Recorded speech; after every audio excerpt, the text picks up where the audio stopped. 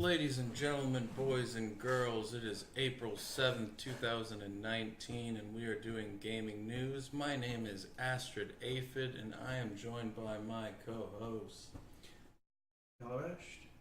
This is Retconned, probably your favorite, I hope. Freed from his stasis of last week. Oh, well, that's good. Yep. How are y'all doing this week? What have y'all been playing this week? Tell me about your video game experiences. I've been playing a lot more World of Final Fantasy. You know, it's a long game, so I have to actually spend a lot of time to beat it. So I've been playing it a lot this weekend. And it's kind of dumb. There's a secret area in the beginning, like one of the first 3 dungeons you go into. And, like, having played it for 15-ish hours, the starting area that you can go into that's secret gives me just as much experience. No, more experience than where I'm currently leveling. Oh, weird.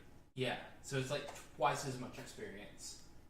Do you think it's like percentage basis instead of just... No, it's not percentage basis. Oh. It just gives out that much. Wow, that's crazy. It's like 6,000, whereas the place where I was at beforehand was like 3,000, and the place that I'm currently at is about 5,000. So can you just farm this? Yeah, that's what I've been doing. And one of the problems with the game is whenever you catch a new Mirage in the game, which is their monsters, it starts at level 1. So I've been going back to that starting area to level them up. So all of my people are way higher level than they should be.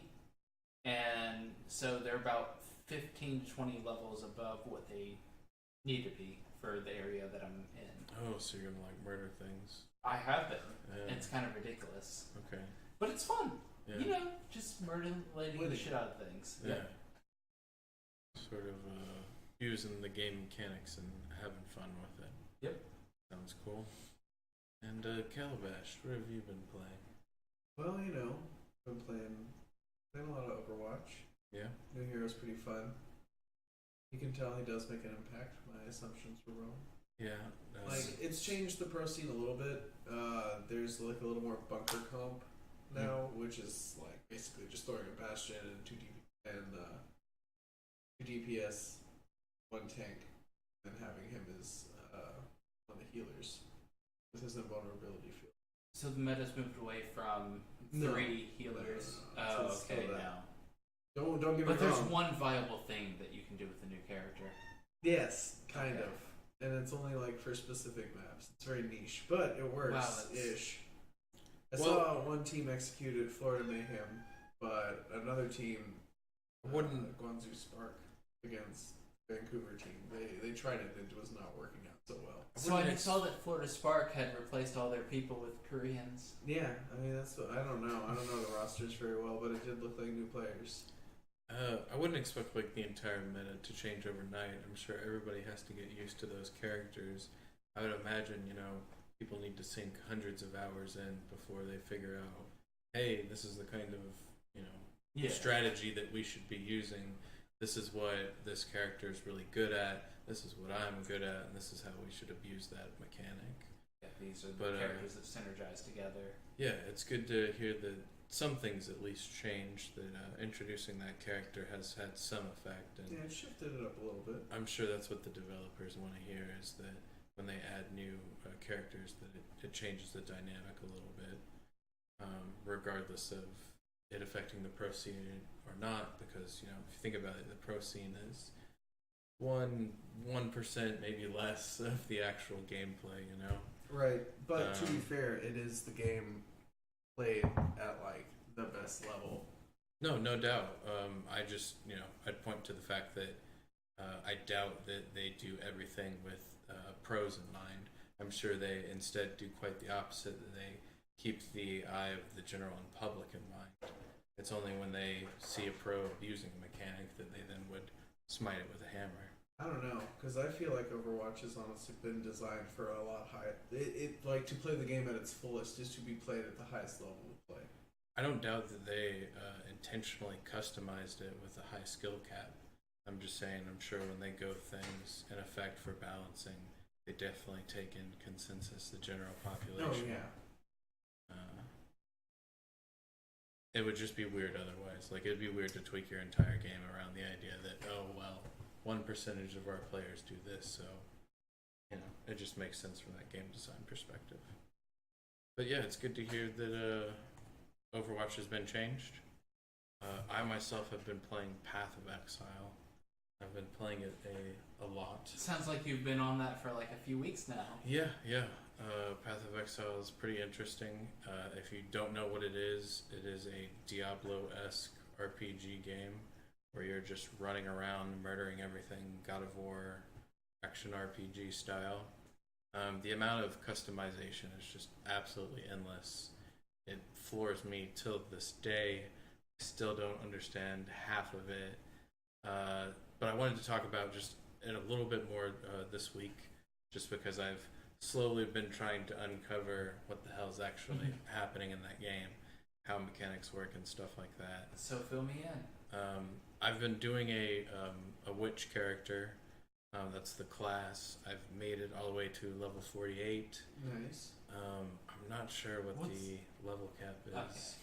I want to say 70, but I don't know if that's right.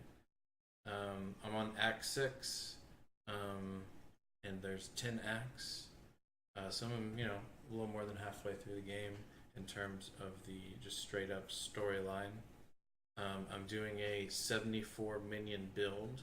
Which 74, that's a large number. Yeah, which is the idea of just summoning all of those minions and them having abilities that proc to summon other minions, and maybe even those minions having other abilities to proc to summon more minions. So yeah. So do your smaller minions get benefits from the traits that you take, or is it only the ones that you actually summon? The build is absolutely genius, and so is the talent tree.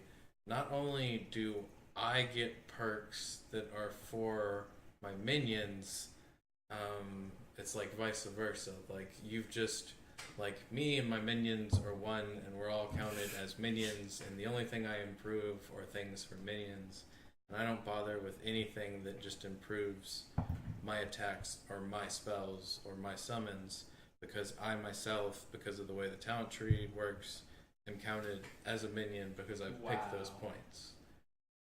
And all of the points that I'm dumping in for like the next 10 levels are just increase minion damage, increase minion HP, and stuff like that. And so my character just gets bigger and better. And I'm like, I'm loving this build. Like, it's so much fun. And I keep going back, and there's this super comprehensive guide this person wrote, and it really helped me out. Just they had a Google document that showed, like, hey, these are the gems that you need to pick from quest givers during these levels. So I could just look at that Google Doc and be like, okay, remember when these gems pop up, I need to pick those. Because that's like a one-time option. You're not going to be able to get them again. If you choose the wrong one, I guess you've fucked your build, or so I assume. So I was able to look at that and just blow through all of this stuff and just remember what gems that I needed, and it's really come together like quite well. But when I then compared it now at level 48 to what I'm supposed to be doing, I've noticed that there's like a stark difference between like, hey, the things that say on paper compared to like what I'm actually supposed to be doing according to the build and guide. And so last night I tweaked my stuff a little bit, and I'm still not sure how I feel about it, but the build is so unique and weird because it basically says, screw what rarity of gear that you have. We just want you to collect sockets that connect to each other, because you depend on support socket gems so much, and you just need all of them all of the time, 24/7. It only makes you better. So I've got my PoE current inventory up right here. Oh, we get a diagram. Yeah, and you can see just all of the sockets basically that I've got going on. Right now my weapon is completely... Blue and green. Yeah, right now my weapon's completely empty, and everything else though is pretty much gemmed up. The other items don't have gems because they just don't have the ability to have them. So my helmet has a lesser poison support gem, which is attached to my blue gem. It's a raised zombie ability, meaning that it actually grants me the spell ability raised zombie. So that means that when my zombies are summoned, they have the lesser poison support ability, meaning that they can cause poison damage. Because it's also linked to the next gem, minion damage support, that also means that the minion damage is increased, and then it's linked to another one, which is summon phantasm support, which, it speaks for itself. When my zombie does damage, not only is it increased damage, it also grants the ability to do poison. It also gives me the chance to summon a phantasm. Wow, every time you attack, you can summon more things. Or every time they attack. Yeah, every time the zombie attacks, it has the chance to summon a phantasm. Wow. And, Phantasm has, its own rules and stuff like that, but I don't have to worry about it because my zombie does it for me. And that's just all on, one headpiece. My shield, for example, has a flame dash ability. You'll notice that it's not linked, so that means that I just need the spell, and I'm not trying to modify the spell in any way. So I just have the gem attached on my shield. And then another ability I have is Desecrate, which is also an ability, but I'm trying to modify that ability. So I have another gem that's a support gem called Combustion, which kind of speaks for itself. It's going to give the ability to do fire damage from my Desecrate spell. But you can see where this just gets absolutely ridiculous when you're trying to upgrade to a different piece of gear, and you're like, well, fuck, I literally need 2 blue gems and a green one, and the green one has to be attached to the blue one. That's the only way these items swap out, unless I want to replace my weapon, for an example, with the slots I have in my shield. Can you do a second shield? You can, and you have inventory 1 and 2 slots if you want to wield different weapons. Can you have 2 shields equipped at the same time? No, at least not in this class, as far as I know. I just have a one-handed weapon and a shield. Goofy. But what I was getting at is I could take all of the gems from the shield, put them on my weapon, and then just swap out the shield for whatever I wanted, regardless of what the gems are. Because as long as I have those gems, that's what's important. It doesn't matter what weapon or piece it's on. It's just important for me to have those skills and abilities, so I need all of the sockets. And it goes on, so I have my chest piece, greater multiple projectile support, which is attached to my minion speed support, which is attached to my summon holy relic, which is a totem ability. Hi, Alphonse. But yeah, so because all of those are linked. It's raining, don't let it out there. But yeah, because all of those are linked, my holy relic has a minion speed bonus, and it also has greater multiple projectile support, meaning it's going to send more projectiles and faster. My gloves have a summon skeleton ability, and then same thing. Does the multiple projectile support apply to all your minions, or only the whole? Just the one that it's linked to via the gems. Okay. And that's why it's so important for you to plan that out, basically, because you're also limited to so many gems. Can you get once a gem is it permanent? Can you swap gems out? No, you can freely swap them out. You don't have to go anywhere. You can literally just right click and pop them out. Okay. My gloves have the summon skeleton ability, and attached to its minion damage support, another summon phantasm support, and a summon stone golem ability. So all of those abilities, the summon skeleton and the stone golem, both get minor damage and the ability to summon more phantasms as they're attacking things. And then last but not least, my boots have Raised Spectre, which has minor speed support.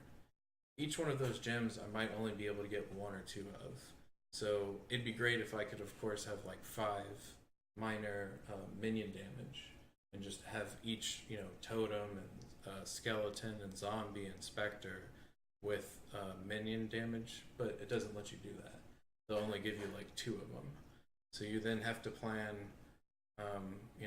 what minions do I want my phantasms to proc off of, and which ones do I want to power up with damage, which ones do I want to power up with speed. You literally just have to figure out, I obviously want my stone golem to be super strong, so in the future I'm going to put the damage gem with the stone golem, but I don't care if he has the speed at all. He can be super slow, but it would be great if my specters have speed because they're ethereal and they can just go through things. Yeah. But I love how complicated this all is. It really makes me scratch my head and think about things when I'm doing it. And, I've really just, all I've talked about is the gems that I basically need for this build. And I've done things a little bit differently, like I've added combustion and stuff like that. Just because why not? If you can proc fire, then proc fire. But then you get down to upgrading your individual types of flask that you carry on you. Then you get into using armor scrap in order to increase the quality of an item. It's just it never stops. It's continuous. And it's funny because this build, I'm disregarding rarity. A white could drop just a store-bought item, and I could be like, holy shit, it's got 3 blue sockets and a green one. I need it. And then I have to figure out how to swap out all the gems. It's been super fun though, and I haven't spent a dime on the game, so I'm loving it. Good. I definitely recommend, if anybody's into those Diablo-esque RPG dungeon crawlers, to check out Path of Exile. But oh man, the writing is great in that game too. There's stuff that I just normally wouldn't care about, but they talk about all this fucked up history about ancient gods trying to punish each other and just doing the most horrendous things possible to each other, to the point where it's pure dark comedy, where you're just I could see if you're an all-powerful deity, you could turn someone into a mouse for a week just cause, Some of the puns in that. Yeah. Some of the puns in that World of Final Fantasy game I've been playing are pretty good. There's one monster that's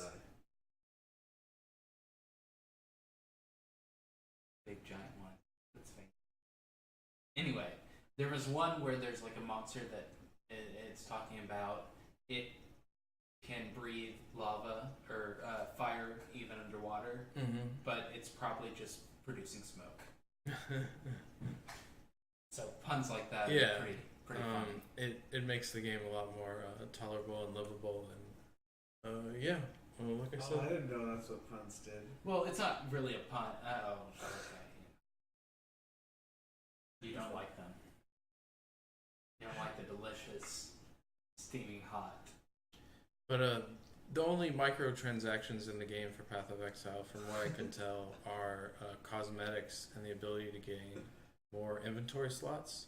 I haven't had to gain any more inventory slots.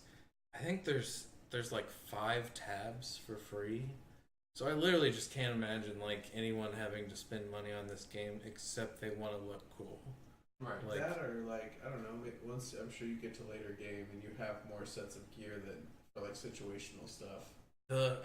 Here's the thing, you spend all of your stuff on one set of gear, and then the things you need to upgrade those items, because it's the Diablo inventory, only take up 1 square.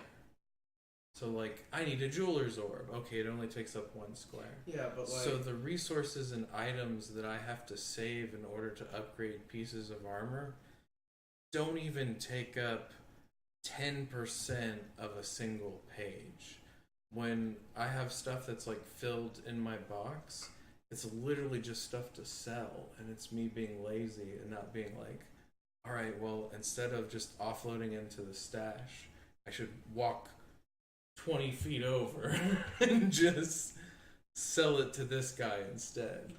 But I don't want to take the time in order to like look at sockets and determine whether or not I should keep it for later and stuff like that. So again, I'm thoroughly impressed by the system where the only reason I would want to spend actual money is for cosmetics. It hasn't been for inventory, and so far I haven't ran into anything that would make me want to fill 5 slots of bank full of gear, you know? Yeah. So yeah, hats off to them. They're doing a great job. We can jump to our first article though. Our first article is How BioWare's Anthem Went Wrong, a Kotaku article by Jason Schreier. Did either of you two get a chance to read this? I didn't really read the article. I read the overview of it, but I mean, yeah, I read the overview, and I don't know. It's fairly obvious. I feel like for the most part about what went wrong. Like we even covered a lot of those points back whenever we review or when we talked about Anthem prior. Yeah, we've definitely discussed at length about them and game development having problems. The article that Jason Schreier wrote. Yeah, well, some of it's not. Some of it's based off of previous journalism. That's true. But yeah, Jason Schreier is an author. He's wrote a book at least. He's probably the best person at Kotaku, and the article that he wrote really shines in terms of like journalistic integrity. It was really funny. An immediate response to them posting the article, BioWare made a reply talking about how they thought articles like these were just attack articles and brought people down, and it was just super clear that they hadn't read the article because one, it was physically impossible for them to have done it in such a short amount of time, and two, if they had read the article, they would know that it was not an attack article. At no point in time did Jason Schreier say, you know what, here's the person involved and here's the person who fucked up, and, you know, point the finger. Instead, he just described 6 years of what anyone would easily call game development hell and mismanagement from the top down. So it was really funny for BioWare to just instantly say that and come out against it when you know that the employees that Jason Schreier interviewed are really hoping for BioWare to take 5 seconds to read the article and realize that they have a super toxic culture and they need to change things. But it was obvious from their first instant reaction that not only were they not going to do that, they weren't even going to bother reading the article. You did bad, you know you did bad, but you're not going to fucking admit it. But I would love to talk about some individual specifics that I thought were entertaining, to say the least. So the original game was actually called Beyond. It was not called Anthem. And the plot was you were going to be in a hostile alien environment that literally required you to have a mech suit to survive because of things like acidic conditions, lack of oxygen, and hostile aliens constantly trying to kill you. So, huge difference to what it became. Yeah, like it was going to be a general survival-based game where you were only outside in a mech suit because, you know, you were trying to gather more resources basically to bring back to base. In 2014, the original creative lead that came up with this idea basically said that they were done with the project. They didn't leave the company, but they said, hey, I'm ready to pass this off, let phase 2 begin. And they handed it off to a former Disney game director. Oh, Disney. Yeah, I liked it. Is there anything related to this that actually has to do with Disney, or is that was just a fun fact? I could, like, specifically, you could, like, name, like, who that Disney game director was, but it's just important that the creative lead basically left, saying, normally you stick with the project until completion because you want to guide everyone through it. You want to say, hey, here's my creative vision. But he was done with it. Yeah, and them handing it off to a former Disney game director means, hey, I'm very confident in your skills because you're formerly from Disney and you were their game director. So it's no question about whether or not you can bring a project to completion. So them handing it off isn't like, hey, I'm fucking done with the project, you know, Joe Schmo can just finish it up. It's legitimately like, I've done my part, now it's your turn. You're a game director. Take my creative idea and run with it. Didn't the founders of BioWare leave whenever the studio was sold? I'm not sure what you're referring to. I will start doing a fact check. In 2015, the story was completely redesigned by David Guider, and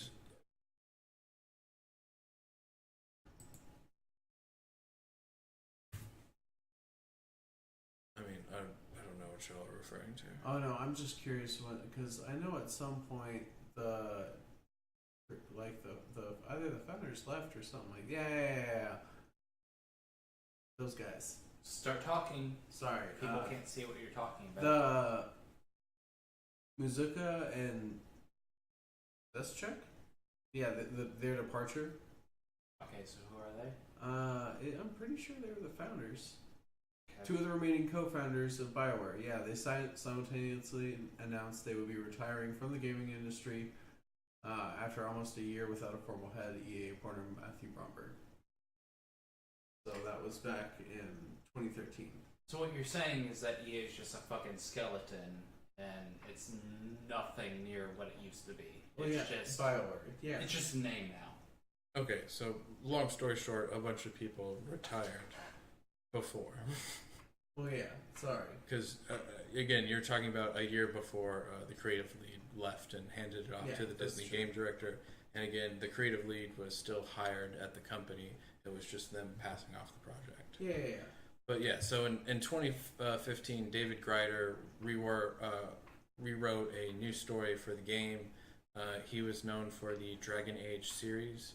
Unfortunately, his rewrite had a lot of similarities towards the Mass Effect universe, being the fact that he loved giant alien mysterious objects, which are foreseeable in both games, and he loved these big mysterious bad guys that are, you know, in a veil of conspiracy with, you know, puppets in between, and, you know, a very cartoonish style approach.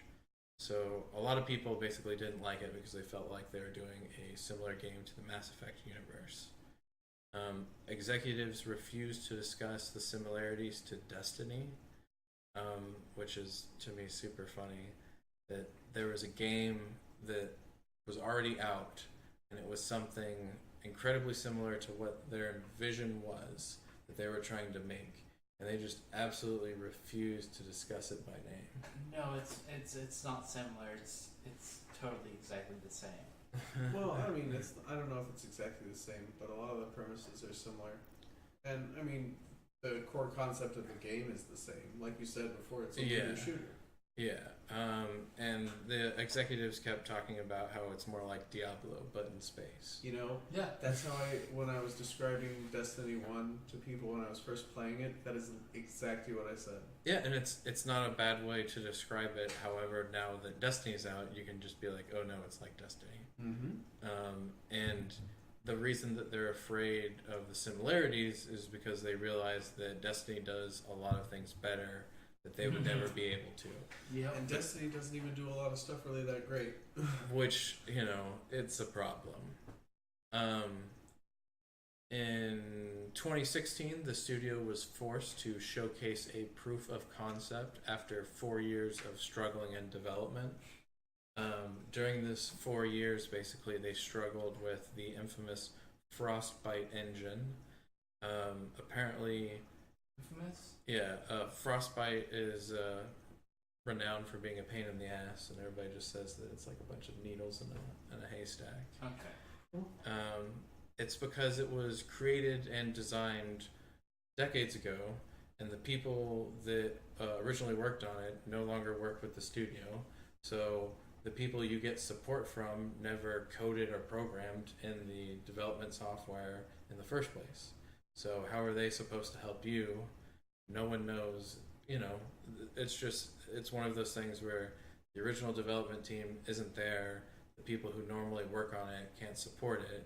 But all of the companies that fall under EA are using this Frostbite software because it saves them a ton of money from having to do licensing for Unreal Tournament or Unity. So Disney in particular has just given them, has just said, you know, hey, you have to use this software called Frostbite. But yeah, that means through 4 years of development, they're just struggling to make the game engine do what they want it to. Instead of them instantly being able to implement something, they're having to rework the wheel because the engine that they're using doesn't know how to do the thing that they want.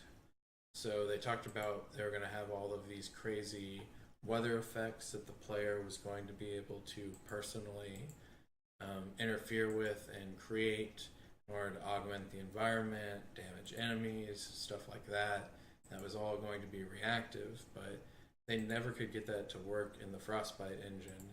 They could get it set up in a false way in a tech demo, but they could never get it to work appropriately in a video game. So they kind of just wasted 4 years, is what they're saying, struggling with the Frostbite engine. They claimed that EA wasn't interested in giving them support, especially since it's all based off of the money that they make will determine the amount of support that they get. And everybody was busy doing FIFA, and FIFA's the real moneymaker. So in 2016, when they were forced to show a proof of concept, the EA executive Patrick Soderlund was displeased and basically sent the game back to the drawing board. He got a bunch of people together from DICE, who originally created the Frostbite engine, and had them help the company rework the game into something that was a more polished product. The things that he basically got them to implement was adding flying into the game, which is just like absolutely ridiculous. The idea that like flying wasn't in the game before. Destiny doesn't do flying. Well, they had showcased in previous PAX demos where there was flying. Yeah. So what that means is they couldn't figure it out, so they kept taking it out and then putting it back in. And when it finally got to the demo version for their executive, they were like, nope, we still haven't figured it out, so we're going to take it out. And he eventually got them to add it back in, changed a whole bunch of things, had them redo the graphics so it was way more realistic. Wow, an EA executive doing the right thing. By 2017, a year later, they finally got an approved copy by the EA executive, Patrick Soderlund, approved, saying that this is what I want to see, this is what I want published, this is the vision for Anthem. So they had not even a year left before their game was going to be released, and they basically told all of the other game development studios to stop their projects and force them to start working on Anthem because they had to pump Anthem out in less than a year. And during that time, absolute madness happened at BioWare, where there was like people working on the new Dragon's Age Origins or Dragon Age game, and they were like, well, the project is temporarily halted for indefinite until Anthem's published. They were like, okay, I'm done then. Like, if you're gonna halt my game for whoever knows how long, I'm just done. So a bunch of people left. They're like, I'm not gonna work on Anthem. That's not what I signed up for. That's not what I've been working on for the past couple of years of my life. And I don't care that some studio messed up their game and now all of a sudden we have to pick up the slack. Yeah. So everybody was furious and they had a lot of people leave. And they talked about Everything finally got finalized for a 2018 PAX demo, where everybody was like stunned and amazed. But by then, they had numerous stress casualties, which was like the first thing I had ever heard of the term stress casualties, where they were talking about there's people that got doctor notes, and the doctor said this person's so stressed they need to take like weeks to like a month off. You can't force them to work. This is like doctor approved. Damn. Yeah. That's wild. So, in a long run, that article talked about a lot of issues that was done by the higher ups of just mismanaging the vision for Anthem. 4 years into game development, they didn't know what product they wanted to make. The creative lead had handed it off to the game director, and decisions afterwards just didn't get hammered out to the point that, game developers were literally struggling to make the game in the last year, where they should have just been like polishing off all the systems. They should have been beta testing and stuff like that. But BioWare kept insisting apparently through the entire time that BioWare magic will just prevail and it'll just work itself out. That's ridiculous. Yeah, so they're kind of, throwing that back in their face and saying, this is proof that toxic environments where you force people to work, 60, 80 hours a week to push out projects because of these stupid, ridiculous deadlines, it doesn't produce quality content and work. In fact, it produces crap, produces the garbage dumpster fire that is Anthem. So the article really tried to stress just how you should appreciate the work that went in, but you can tell that BioWare came out. Yeah, BioWare is struggling internally from management, and this is a proof in the pudding kind of product where you can tell that this struggled continuously because of management. I can't imagine being a game developer where you're working on a project and you've been working on it for years, and then someone comes in and says, hey, our parent company says everybody has to stop working on this project, and instead you have to pick up this shitty title that no one cares about in order to finish this project because they couldn't manage their time appropriately. And so, this is just, tough cookie. You have to do this now. This is your life for the next year. I mean, it's a job, depending on how badly you need that job. Sure. And so many people disliked it that they left. Yeah, and I mean, I guess they didn't need the job that badly then. You know what I'm saying? They probably... That's not normal in game development, I guess is what I should stress. In fact, I've never heard of someone ever doing that ever. Because you intentionally have those game studios set up either doing separate IPs or separate stages, where it's like, hey, this game development studio does testing and voice acting and scripting and stuff like that. And this studio over here does mocap and 3D modeling and yada yada yada. It's so rare that you would say, hey, all of the people that are doing individual IPs, it's not just rare, it's unheard of. I've never heard of it before, where they just all had to stop what they were doing and just work on this project, regardless of whether it was in their interest or not. So is the end of BioWare? Is EA going to shut it down based off this? They closed down one of the studios during the time in which Anthem actually got published, but the other two studios are pretty healthy in terms of future projects and stuff like that. And one of them's in Austin, Texas, so I have no doubt that it will continue to thrive with the game development community down there. It's just one of those cases that, you read articles like this and it's like, well, why would I want to work for you? What? They're going to struggle to have people get hired when they're like, well, the people that worked for you for the last 7 years said that it was garbage, and you forced them to work on projects that they never signed up for, and you have this ridiculous control over them. I mean, people who really need a job, man. don't know. That's no excuse for what they did. And again, it turned out poorly. Yeah. But I would, there's games that literally got canceled that didn't get made because someone at a game studio couldn't manage their time appropriately. It's so ridiculous the tumbling effect that Anthem had on the entire game development at BioWare. And it floors me the amount of people that then had to work on it, and you still get such a crappy product at the end. Well, like you said, it's rushed work. Yeah. They made the game last year. Everything else was just tech demos. It's so funny to hear them also talk about that they just need to use a different piece of software to make their video games and they would be happy. But Disney's not going to pay that licensing fee. Well,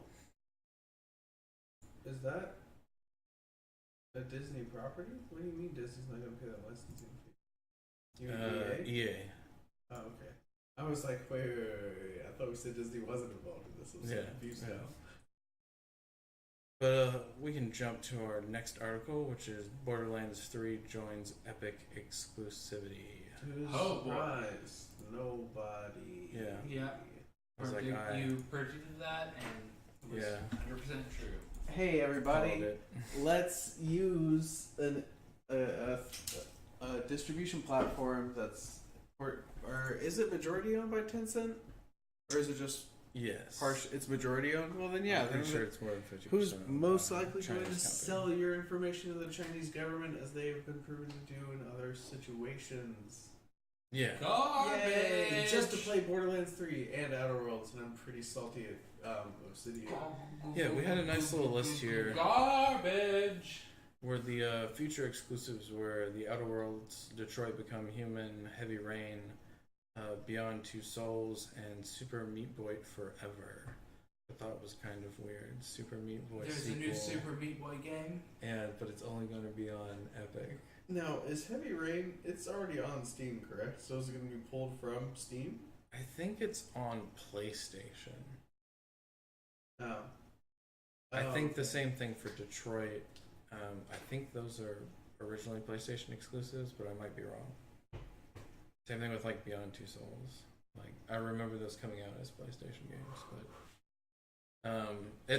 but they're also going to be current exclusives will be Metro Exodus, Unreal Tournament, Roller Coaster Tycoon Adventures, and Walking Dead: The Final Season.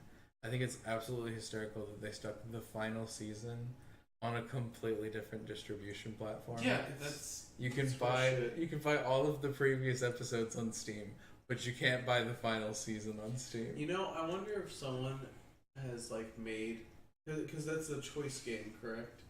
Like it's a Telltale game. Yeah, so it's it's kind of like a choose your own adventure game almost. Yeah, you got the right idea. So basically, someone should just make a guide through all the choices. Well, I mean, because it's Telltale, the way that they do it is you have different endings based off of the choices that you do and stuff like that, and then they populate all the stats and compare choices to what people actually did, and that's theoretically how they make the next game is based off of the stats of the first one. But seeing how this is the final one, that's pretty lame. Yeah. Because it's just kind of a dick move. Yeah, it really is. Like, I get the ones... Here's my thing. I'm not a fan of episodic content, but this just makes it, like, particularly worse. This is a glaring reason why. Yeah. But I can understand companies doing the, like, I'll be a one-year exclusive. Fuck it, I'll still get on Steam. Like, and I get that, and that way I can just buy it on sale. But the ones that are completely exclusive, especially The Walking Dead, the final season like this, that's... so shitty. I mean, yeah. I think it's just like the way gamers look at it is from a consumer's perspective. And the consumer should just have the right to choose which fucking launcher that they want it on. And like it's understandable whether or not someone gets a bigger take from the platform. But what's egregious and unethical is the fact that Epic is coming in and paying them money specifically not to put it on Steam for that limited duration. It'd be absolutely fine if they were paying them money to put it on Epic, but it's because they're being anti-consumer and paying them not to put it on Steam for 6 to 12 months. That's just like, man, fuck you. You don't even have cloud saves. You don't have offline mode. Like, I don't want to play that fucking game on your trash platform. And all of the features that I want are on Steam. But there's going to be game developers, particularly like the guy from Borderlands 3, that are just going to try to trash Steam now in order to defend them actively choosing to put it on Epic. Yeah, they're choices. It's just like, look, guy, you made a bad decision. You got bribed to do it, and now people, like it or hate it, are like review bombing your game. And previous games. Well, and Steam... Thankfully, Steam has a feature Yep. in order to prevent that from happening, but other websites don't. And that's just another particular thing that you don't have on the Epic Store. Not only do you not have reviews from players, you also don't have their cool nifty feature that basically allows you to detect when someone's review bombing. And it basically sorts out those reviews from the grand total, and it doesn't affect the overall average score. But if you want to see those included, you can just click a button and it shows you. This is how they're going to keep the console. Although console market's way bigger. Actually, I don't know if it's way bigger than PC anymore, but it's still like the monster, the dominating market. It's super ingenious technology. It's a shame that the competitors don't have anything like it. Fucking Epic doesn't even have a shopping cart. It's garbage. It's garbage. It's hot garbage. I'm tired of it. It's Get bullshit. This garbage out of here. It's bullshit. But yeah, I'm sure we'll just keep hearing about stupid exclusives, and publishers will just keep taking money. And that's the other thing is I see so many people on Reddit talking about, oh well, the developers really need the money. Developers aren't getting that fucking money, man. The publishers are. That's the whole reason you use a publisher, is that they make those deals and negotiations. So it's not the developer of Borderlands 3 going up and saying, okay, Epic, I would like to take that millions of dollars in order to put Borderlands 3 exclusively on the Epic Store. It's their fucking publisher going and saying, hey, yeah, you can bribe me millions of dollars. I mean, the developers ain't ever gonna fucking see any of it. That's why they have that negotiation. That's why they have that contract. So none of that's in good faith. All of that's just sleazy greed.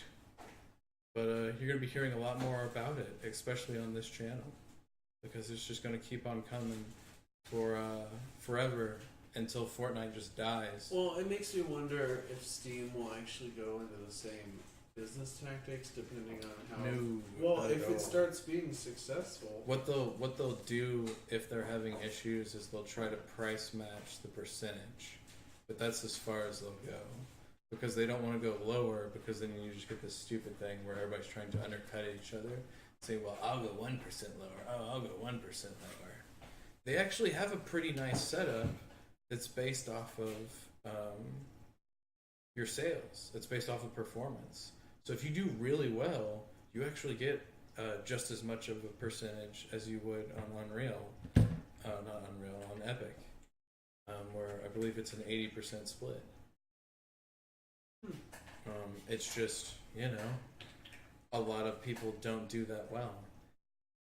And what I could see that would make sense is if indie developers were getting the millions of dollars, and again, not through publishers, because they're indie developers, they don't have a publisher. If indie developers were getting paid millions of dollars to put it on Epic, I could be like, totally understandable. That just funds them for their next game project, But that's not what they're doing. They're going to AAA titles and being like, hey, AAA publisher, here, how much money to make this exclusivity for 6 months to a year? Like, I can write all kinds of zeros in this check. You just let me know when to stop. Because I went to sleep last night and we made Fortnite money. So we made $100 billion. And they have nothing else to invest it into. Steam is nowhere close to being able to throw that kind of money around.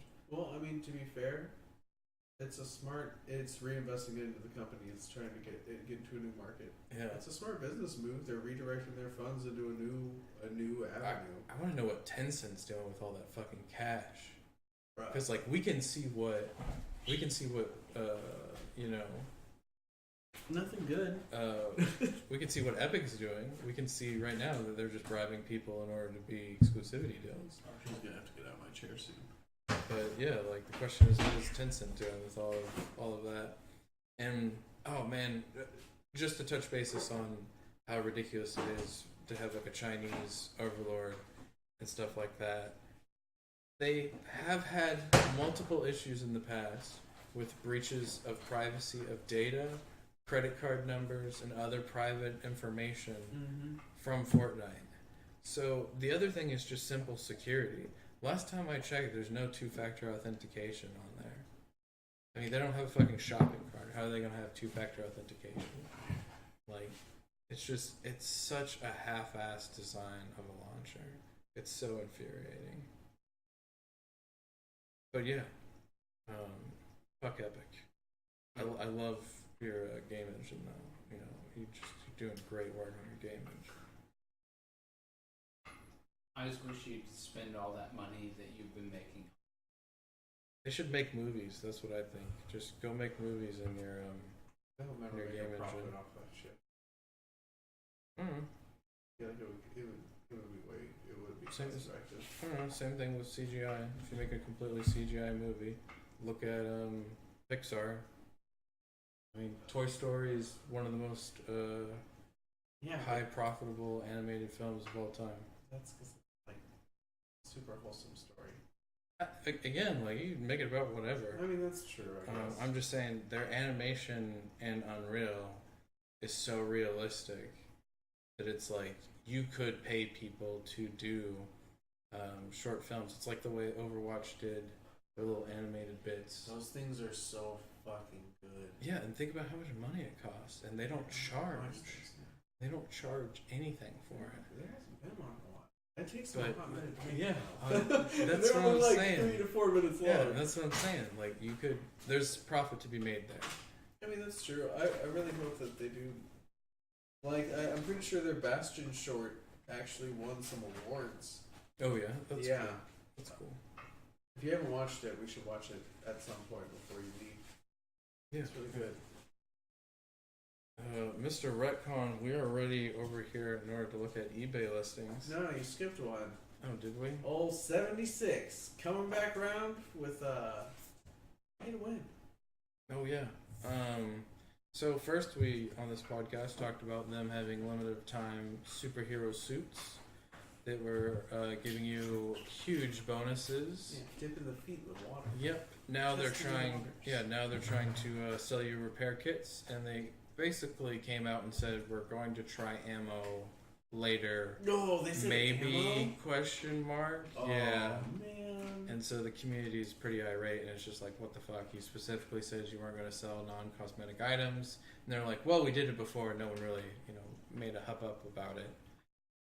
As we previously discussed before talking on this podcast, I think a lot of it has to do with the dwindling player base of Fallout 76. Mm-hmm. There's less people buying the game.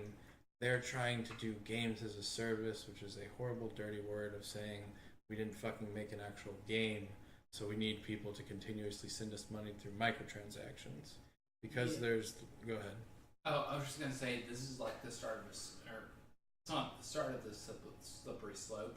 We're in the middle of the slippery slope. Yep. They've already brought in microtransactions for game improvement, and now they've done it again with pay-to-win situations. So they're just it's just going to capitalizing on it. Yeah, it's just going to get worse because there's going to be less players involved, and so they'll need to make more money from those microtransactions in order to keep that quote-unquote games as a service alive.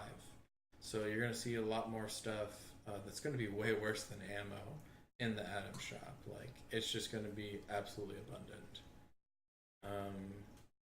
But yeah, that's our last article. Retcon, why don't you go ahead and talk about eBay listings for us? All right. So this week I have something a little bit different for you guys. It is the NES Challenge set. If you were a 5-year-old when the NES came out, this would be what you wanted. It's the NES plus Super Mario Bros. 3, one of the best games for that console, in one little package. So this eBay listing is for that. New in box. Well, not really new, but packaged in box. So you can see the NES, Super Mario Bros. 3, new in package, still sealed there. So what makes this the challenge set? All the challenge set was a special edition where it included the Super Mario Bros. 3. Okay, so it's just the first time they packaged a game with the console. Yep. All right. Everything's sealed in packaging. Mm-hmm. So all the information on this listing is like a new NES challenge set. Everything is in original plastic. Box is excellent, light shelf, wear to box. I don't even know what that sentence means. I don't know either. I don't think it's ever been played, but considering its age, I can't verify. Fast and secure shipping. So, what do you think something like this is worth? I'm gonna say $100. All right, so I'll let you go ahead and reconsider your decision. I should have added a 0 apparently. Just so you know, the original cost of this package was $89.99, so $90. So based off that information, what are you? I'm gonna stick with $100. Okay. Go with, I don't know, $100. All right, the item is $599.99. Bum, bum, bum, bum. Brian wins. Yep. Thanks. He went over by 1 cent. Yep. Price is right rules, motherfucker.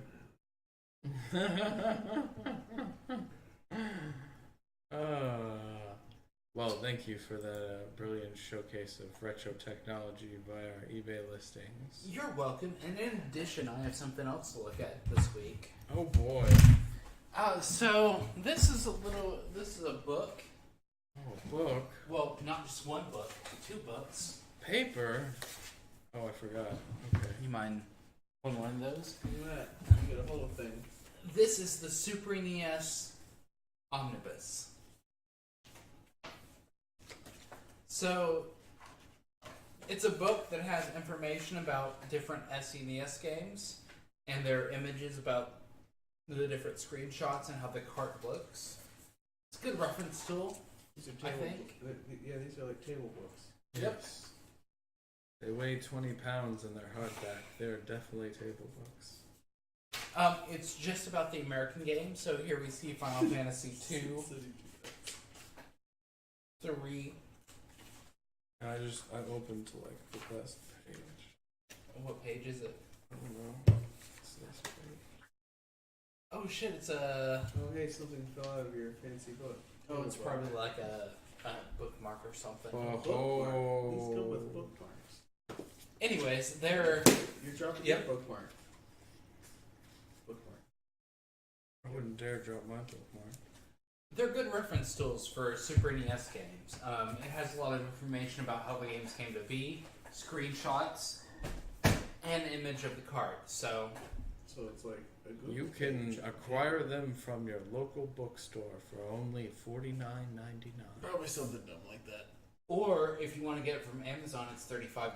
Oh my Oh god, my. it's actually What? $35. What a steal! Yep. Google it. Okay, so what else do we have for the media cast? recommendations besides the books you just recommended? I've been watching Legion.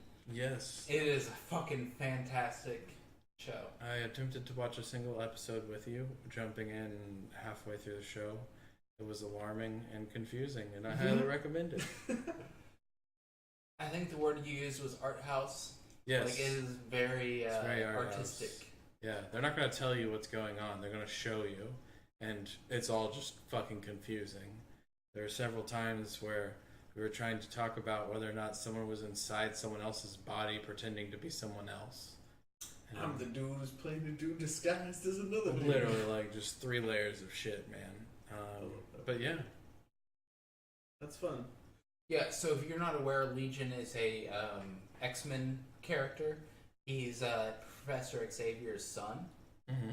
And he's insane. He has multiple personalities, and each of those personalities has their own superpower. Now, that's not apparent in the series. It's more based off of just him having a lot of powers and one other personality in his head. But still, it does a really good job of capturing that feel. It does a good job of entertaining you, making you just want to keep watching. Yep. Calabash, what have you been watching or reading or listening to? I mean, not too much lately, but I watched Tropic Thunder. That movie's great. If you haven't seen it, it's really entertaining. Yeah. It's very fun. Thunder's great. I'm a lead farmer, motherfucker.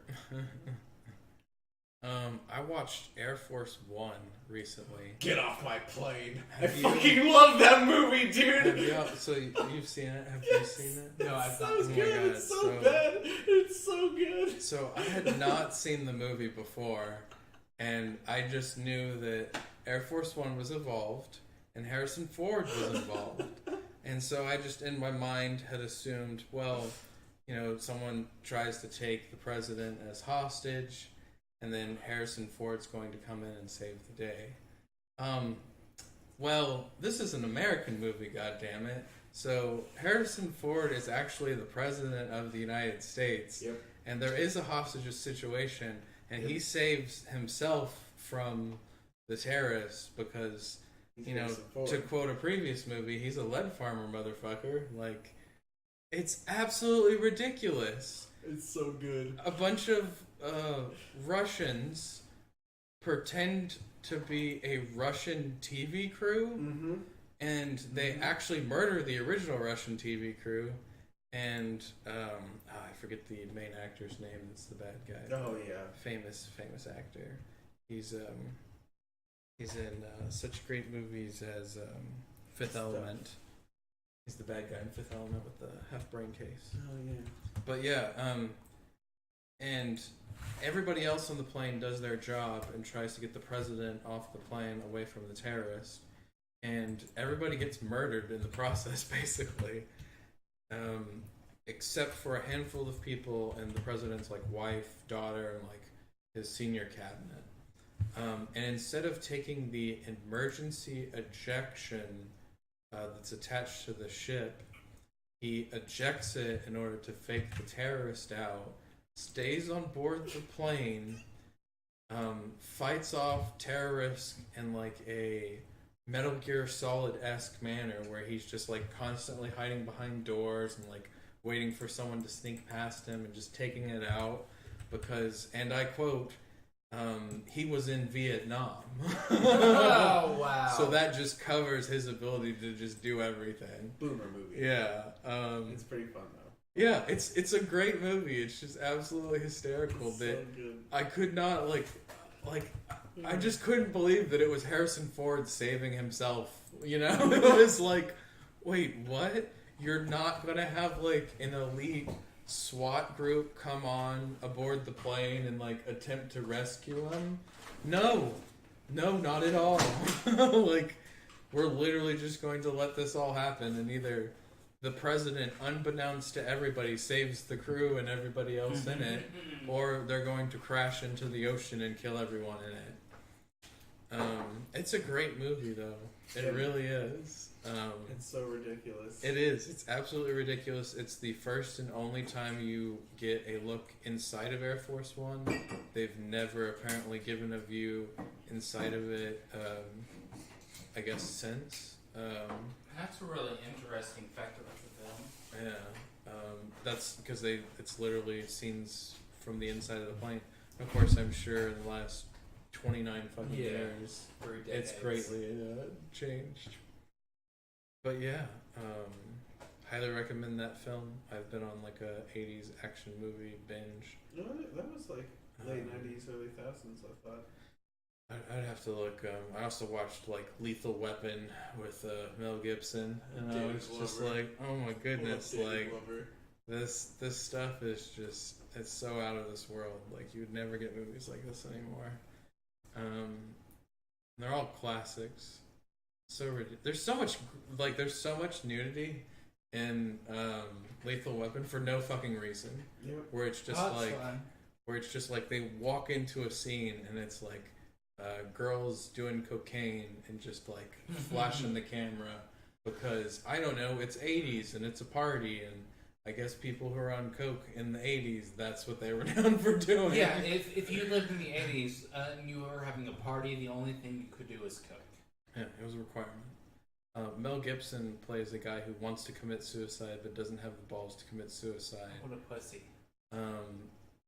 But he does the I have like X amount of kills and I shot someone at 50 times. That whole spiel that Reddit adores. Yeah.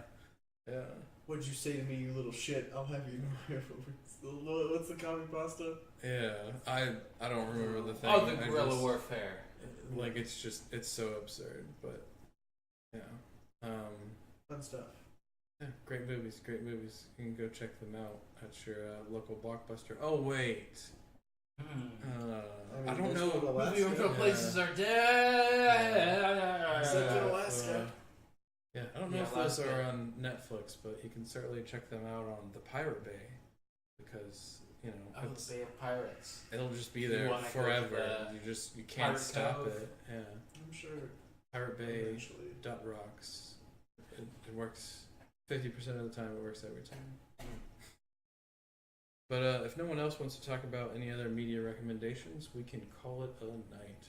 Well, I think I already discussed Legion, so it's really the only show I've been watching. I've been grinding it. I'm about almost done with season 2, which is the entirety of the show. So. Cool. Well, that's it for us. We'll be back here next week with our 12th episode, and we'll be doing this for freaking... Yeah. I didn't realize we were that far along. Yeah. Well, have a wonderful night, you guys. Yep. Bye. Bye.